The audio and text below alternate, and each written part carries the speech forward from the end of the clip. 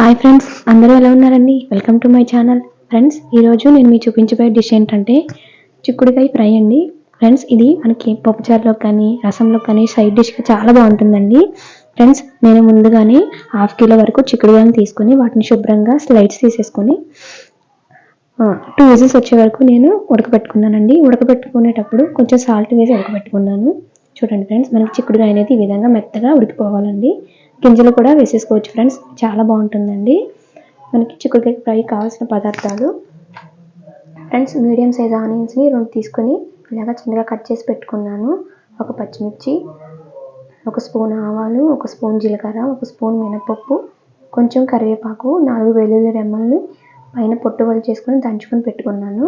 అలాగే 1 ఎండుమిర్చి అండి. ఫ్రెండ్స్, నేను స్పైసెస్ అనేది ఎక్కువ యూజ్ చేయట్లేదు. మనకి కొంచెం కారం తక్కువగానే తింటామండి, అందుకని నేను ఎక్కువ